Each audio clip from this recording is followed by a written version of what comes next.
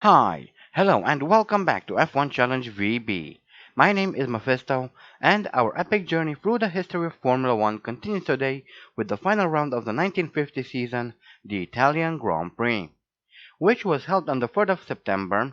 It had 32 entries, the most of the season. 27 of those 32 actually took part in the race, and there were 7 retirements during the course of the race, which consisted of 80 laps completed in 2 hours 51 minutes and 17 seconds.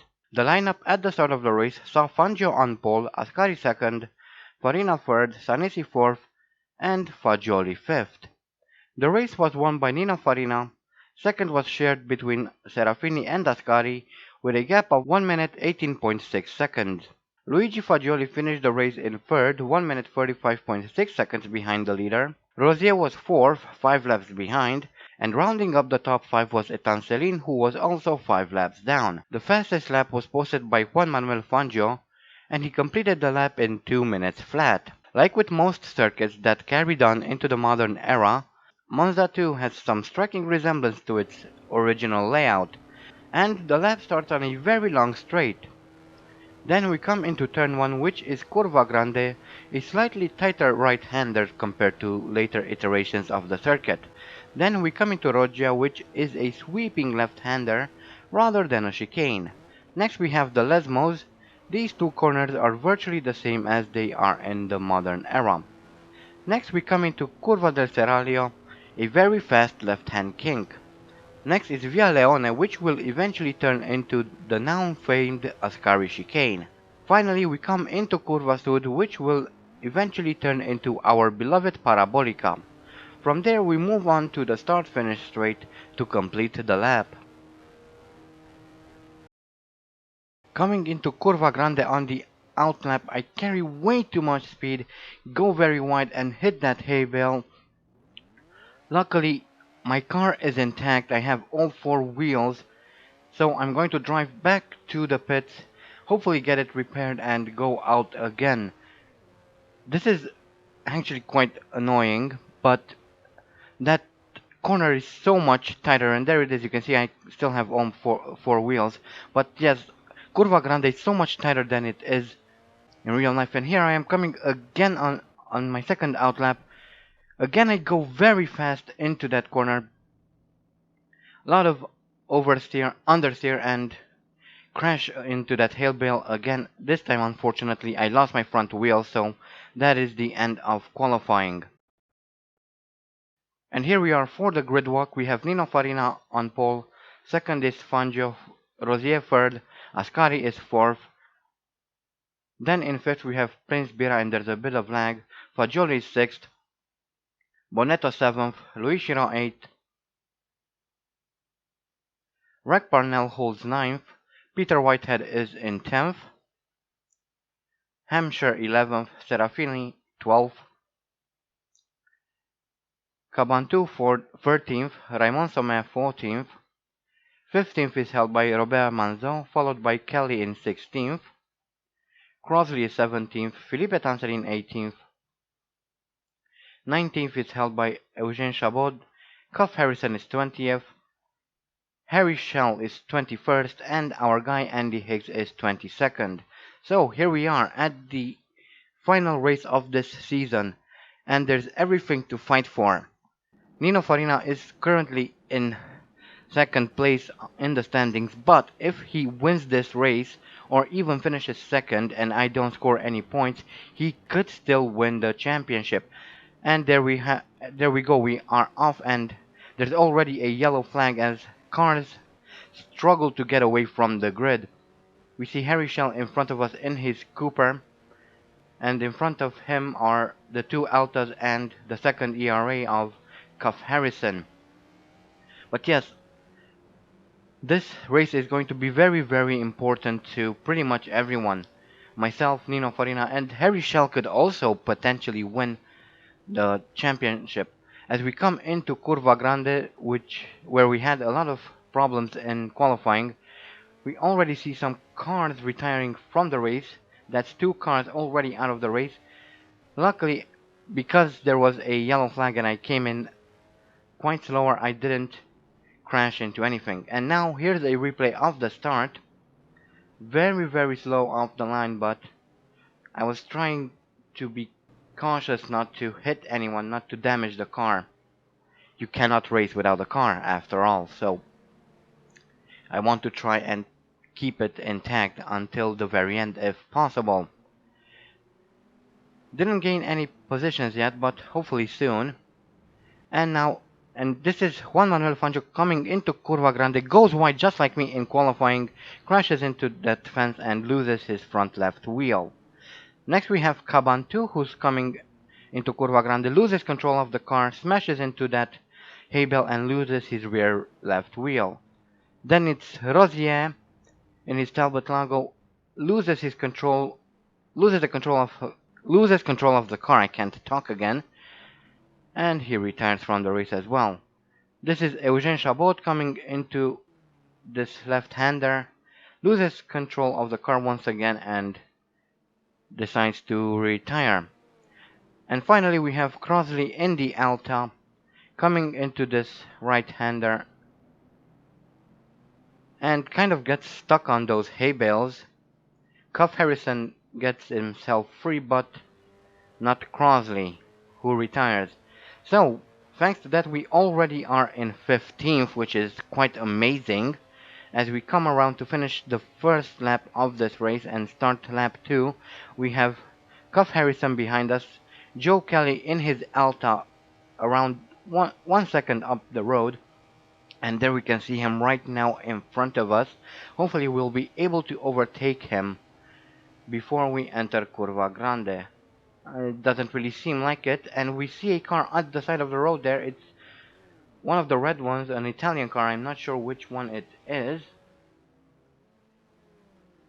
Here's a replay of Raymond Sommer in his Ferrari. He comes around the Curva Grande and loses control of the car, hits the fence and spins the car a bit. So that was the red car we saw. Next we have Joe Kelly in his Alta coming around Curva Grande, crashes into Sommer, and that's Serafini's car. He crashed into Serafini, and Kelly for some reason decided to retire despite the car looking intact. And this is Serafini coming through the Lesmo 1, losing control of his car, spinning it around and getting a bit stuck, but he's still in the race. So that moves us up into 13th, and we're now chasing Felipe Tancerin, who's some 9.5 seconds up the road, so we have a lot of catching up to do. This is lap 3, and we are closer a bit to Felipe Tancerin. He's around 5 seconds ahead, and something happens because we're catching up very quickly up to him. And this is a replay of David Hampshire, who crashes into a car there. I think that's an ALFA, or rather a Maserati, I'm not sure. That was Bonetto's car, so that was a Maserati who loses control of his car, spins it around, and that was the car in which Hampshire hit. And here we are coming through, trying to get around Hampshire.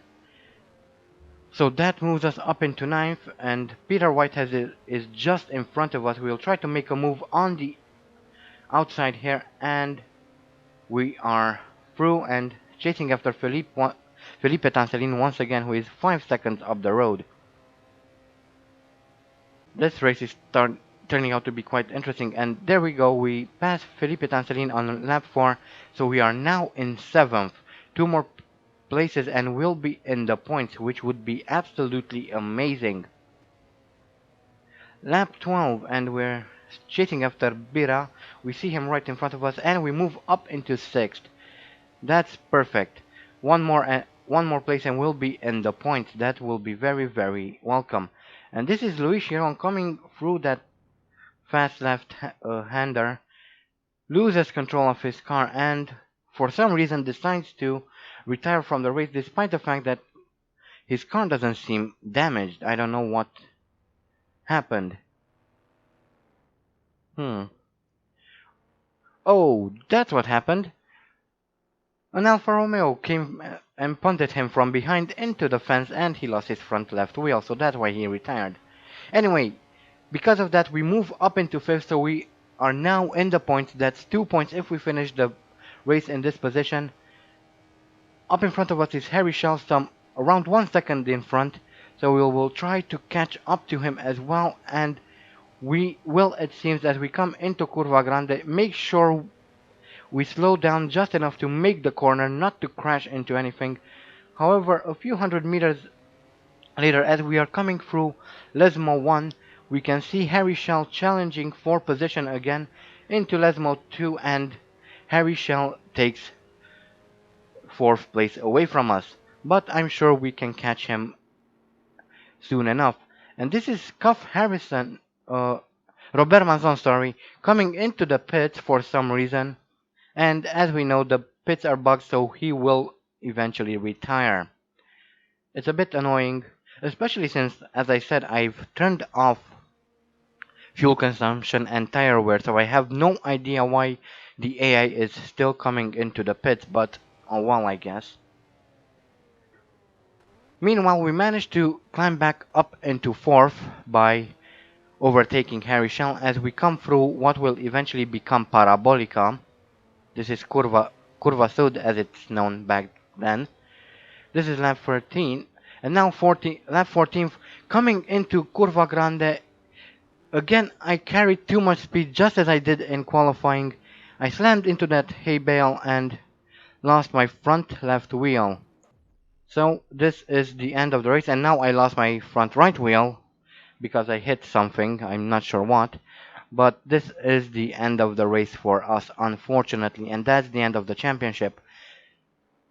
First, we have a replay of Ascari in his Ferrari. He loses control of the car, slams into the fence there, and he's upside down. And here is a replay of Andy Higgs, our guy. We can see coming into Curva Grande at full speed, full lock. However, that wasn't enough because the speed was too high, and unfortunately, that is the end of the race and the end of the championship. I'm not too proud of that, but oh well. 3 retirements in a 7 round season, that's almost half of the races retired from, so not particularly proud of the overall outcome of the season, but hey, could have been worse, couldn't it? Crosley, if I remember, retired from each and every one of the races, so that was something. And here we have Etan Stelin, who retired on lap 18th. As you can see, he lost control, and that's the end. Then on lap 23, the penultimate lap, Peter Whitehead came into the pits. He was 1 lap behind the leader, so at this point, about this point, Nino Farina came into the pits to finish his cooldown lap and unfortunately forcing Whitehead to retire. And here is Nino Farina coming to take the win of the 1950 Italian Grand Prix, and thus taking the championship win as well. And we can see Fagioli in second, Shell third, Bira fourth, and Cuff Harrison in fifth. And here are the retirements, and we can see there on the right column, right at the bottom, Parnell and Bonetto, who didn't actually take part in the race. But yeah, that was the Italian Grand Prix. A bad day for us, a very, very good day for Nino Farina, who managed to win the Italian Grand Prix as he did in real life, and thus managed to also win the 1950 World Championship, which he did in real life as well. So overall, a very, very good result, but I think it could have been better, especially for our guy. But that will be valuable experience for us, and we will take that into the second season, hopefully with a lot more success. And here are the career statistics. We've entered 7 Grand Prix, Our best start is still 10th, no pole positions, best finish is first, with 2 wins, no championship wins unfortunately. For the time being, we have a total of 26 points, we had 3 retirements, we've completed 159 out of the 202 laps, we have 2 bronze trophies and 2 gold trophies and thus 2 podiums. And now one final look at the championship tables. There we can see Nino Farina taking the win. Very well done. Our guy Andy Higgs didn't do bad either, especially for a rookie. He finished the season in second, so that's very nice. Harry Shell also did outstandingly well to finish the season in third. Fangio unfortunately only finished fifth, so I'm hoping that, or he'll be hoping to do a lot better in 51. Further down the line, we see Chiron and Rosier in 12th and 13th. I would have expected them to do a lot better, to be honest, but I guess no can do. Overall, I have to say I'm quite pleased with the results, although I'm not all that pleased of the free retirement we had. It could have been worse, though. We could have been doing like Crosley there at the bottom, who didn't finish any of the races, so that could have been worse. But anyway, that is it from the Italian Grand Prix and from the 1950 season. I'm looking forward to starting the new season. New teams, new drivers, new circuits. That will be very exciting to start, especially since in the next season we will visit a track I'm looking forward to racing on. And I'm hoping that some of you will can actually guess which one is it, which track I'm talking about. But anyway, that is it from me and this video. I hope you guys enjoyed this video. Thank you all so much for watching. If you haven't voted yet, you'll still have a couple of hours after this video goes live, so make sure you do that. And as always, stay sharp.